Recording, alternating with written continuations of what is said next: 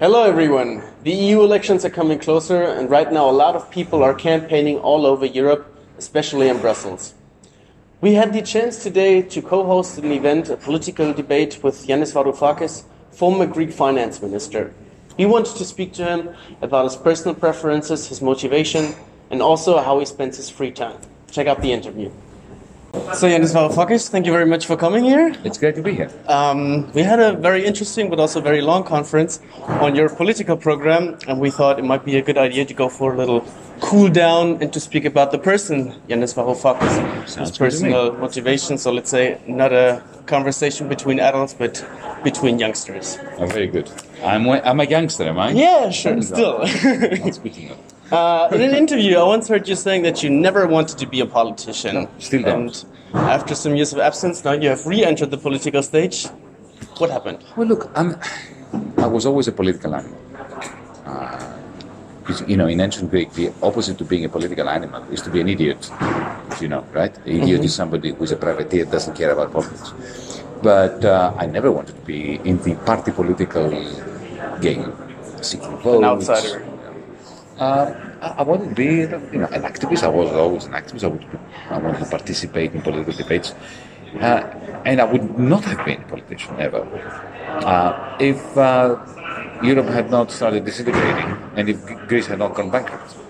The only reason why you know me, unless you are a student of economics and maybe then you would have read something boring by me. The only reason you know me was because Greece collapsed. And it was part of a European systemic crisis that nobody was taking seriously and systematically as a systemic crisis. So I felt very angry about that because I could see that our generation's 1929, which would happen in 2008, was going to beget new monstrous political forces across Europe. Fascist, racists, disintegration of Europe and so on. And I thought, okay, now this is a moment. It's like finding yourself in a burning building. You're the firefighter, but you have to fight the fire. That's my conception. Okay. The dedication in the beginning of your book says, for all who eagerly seek compromise but would rather be crushed than end up compromised. Do you consider yourself a natural-born rebel? No, I don't. Maybe I look like it. But you see, when you live in a society that believes monstrous lies, and then you keep saying your little thing, it's very easy to appear as a rebel. I wish that I lived in a society where, everything worked well and I didn't have to bother. I mean, my great dream is to stay at home with my wife and my dog.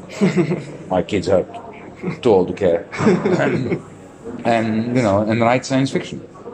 Yeah, really. That is my dream. And I would definitely do that if things were not imploding. That's good. I'm already writing a science fiction novel. Oh, really? You're on a book already?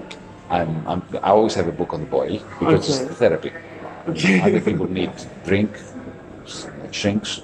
I need to have a book. Okay. I'm writing a science fiction book. That's leading me also to the next question. Let's say, speaking about free time. I don't have any. Oh, really? You would not? I have no free time. So when you don't take a day off normally during the week? No. I mean, I wish I did. I do believe in leisure. I do believe in the right to laziness. Balance, let's say. There's no balance in our lives now because we're running a pan-European campaign. Mm-hmm. Europe is a big place. So I'm campaigning everywhere now. I'm always on the road, in a car, usually in an aeroplane. It's hell. Yeah, I believe. But also, speaking about traveling, I read that you did a tour around the world with your wife, capturing those were the good times. Conflicts. That was the good times. Those were the good times, when I was not in politics. Did you have a favorite It was journey? political, because it was an art project that she did. And it was highly political. We were going to 7 very harsh division lines. They were all political hotspots, like Belfast, and Kosovo, Palestine. Was there a favorite one among them? No. There were some of them more dangerous than others. Yeah, I believe. But each one of them was fascinating. And in the end, I realized that all of them are part of the same globalizing vision. In which sense? Well, you see, my wife had this view as an artist you this project of standing on harsh division lines, and taking a photograph from one side and the other side, and then creating a corridor with the two sides. So the corridor, black and white contrast, or not a black and white, just to see the Indian side of Kashmir and the Pakistani side of Kashmir, to see the Israeli part side of the wall and the Palestinian side, to see the United States on one side, Mexico on the other, and create a healing corridor, as you imagine it, of transparency. You walk through and you see the two sides, but all those divisions would become one. And I realized how prescient she was as the result of a sequence of accidents. So when I was in Belfast, our next stop was Palestine. And I remember seeing a graffiti on the peace walls in Belfast, separating the Protestants from the Catholics, saying, "We support Palestine." Okay. And our next step was Palestine. And then when we were in Palestine, a few weeks later, I saw a remarkable graffiti saying something about Kashmir. Our next stop was Kashmir. So it was as if the graffiti on those walls were pointing to the unity of, and then I ended up writing a text on this called The Globalizing Wall. So it is the underside, the nasty underside, underbelly of globalization. Globalization was supposed to bring all of us together, to create a global village, but at the same time, the globalizing wall was the symptom, or one of the symptoms of globalization. So you can see that everything I did was political, but this was, in the abstract, it was artistic. From my I'll be happy to read it, though. Yeah. So that was what I was doing when I was happy and free. Now it's political meetings. But speaking also about globalization and technology, I heard rumors saying that you're actually a technology freak, and you once said that Marx would be fascinated by today's technology and the way it could change society. He was fascinated by technology back then. Marx was remarkable in the sense that, well, firstly, what he said about Gutenberg, right?